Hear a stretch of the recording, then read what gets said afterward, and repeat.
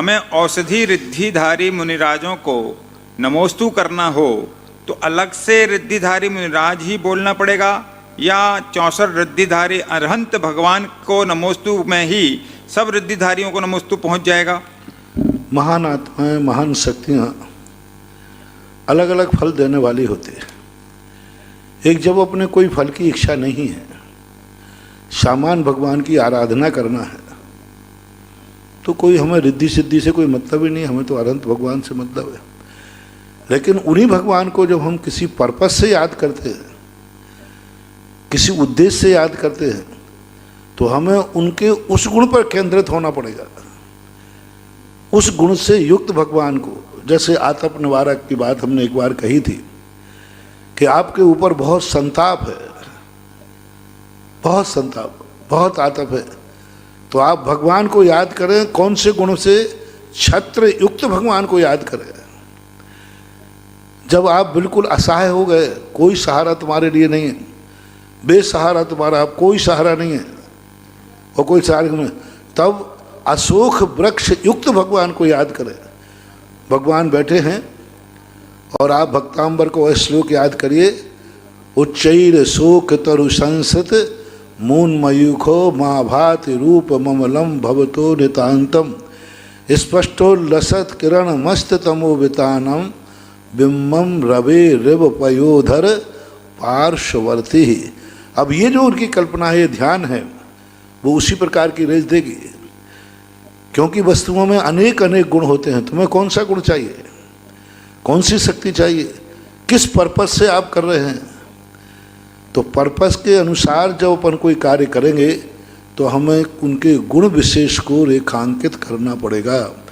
जैसे हमें शुद्ध ज्ञान का क्षोभ बढ़ाना है, तो हम 10 पूर्व और 14 चतुर्दश पूर्व जो रिद्धि है, उस रिद्धि युक्त महाराज का ध्यान करना पड़ेगा, शुद्ध केवली का ध्यान करना पड़ेगा, उपाध्याय परमेष्ठी का ध्यान करना पड़ेगा, और हमें उनसे संबंधित जो बीजाक्षर हैं उन बीजाक्षरों का ध्यान करना पड़ेगा।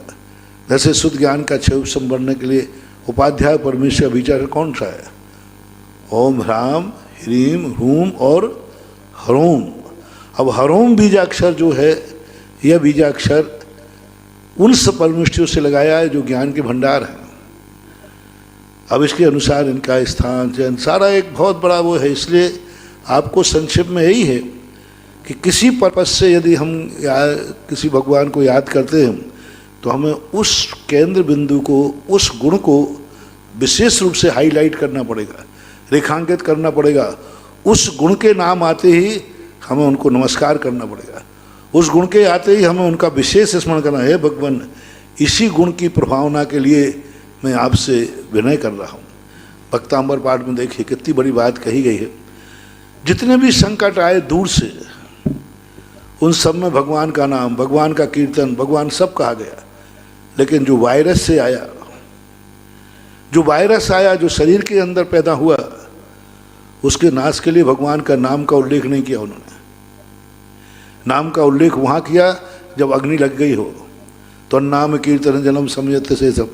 जब सामने आ गया हो तो नाम नाग दमनी आदि और 2-3 जगह और स्थान पर कहा। लेकिन जब शरीर की स्पर्श क्रिया का भाव आया तो उनका भगवान हमें अब नाम नहीं चाहिए, क्योंकि शरीर में बीमारी प्रवेश कर चुकी है। अब जब बीमारी प्रवेश कर गई है, वायरस ने प्रवेश कर दिया है, अब नाम काम नहीं चलेगा, जाप काम नहीं चलेगा। अब तो ऐसी स्पर्श रूप की गुण दीजिए आप, जो आपके द्वारा, तो उन्होंने कहा तदपाद पंकज रजोमृत दिग्ध देह है, स्पर्श होना चाहिए। नाम स्पर्श नहीं कर रहा है, कीर्तन स्पर्श नहीं कर रहा है। अब ऐसी वस्तु दो जो मेरे शरीर को स्पर्श करे। 700 कोड़ियों के कोड़दूर में सिद्ध भगवान की भक्ति के साथ गंधोदक चाहिए पड़ा। तो जब हमें ऐसी बीमारी जो हमारे शरीरकृत बीमारी है, उसके लिए नाम से ज़्यादा महत्व गंधोदक का है। नाम से ज़्यादा महत्व उनके चरणों की रज से है। और वो रज के अकेला ध्यान करने से नहीं, रज का शरीर से स्पर्श होना चाहिए। अब भगवान की ऐसी कौन सी वस्तु है जो हमारे शरीर से स्पर्श कर सकती है? बस क्योंकि आपको अंदर कोरोना पहुंच चुका है, कोढ़ हो चुका है, कैंसर हो चुका है, मलेरिया हो चुका है, शरीर के अंदर जो बीमारी हो गई। अब ऐसी वस्तु लाइए जो भगवान की हो, जो भगवान से स्पर्शित हो और वो तुम्हारे लिए स्पर्श कर जाए। क्या वस्तु है? कोई वस्तु नहीं है। मात्र उनके चरणों की रज जो है, गंधोदक है, वो हमारे शरीर से स्पर्श कर सकता है।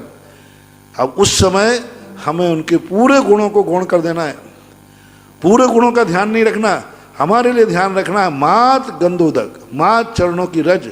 हमें तो चरणों, आपके चरण नहीं चाहिए, आपको नहीं चाहिए, आपके चरणों का गंधोदक चाहिए। अब वहाँ गंधोदक की ही महिमा आप केंद्रित कीजिए तो गंधोदक का प्रभाव पड़ेगा। इसका बहुत बड़ी पैथी है महानुभाव, ये अपन लोग सब भूल जाते हैं। हमारे लोगों ने, आचार्यों ने इनके लिए संक्षेप का वर्णन किया है, धर्म का वर्णन कर दिया। ये सब पर्पस वाली खोज वाली बात है। आप किस लिए भगवान का याद कर रहे हैं, उस गुण को आपको प्रासंगिक मुख्यता देना ही पड़ेगी।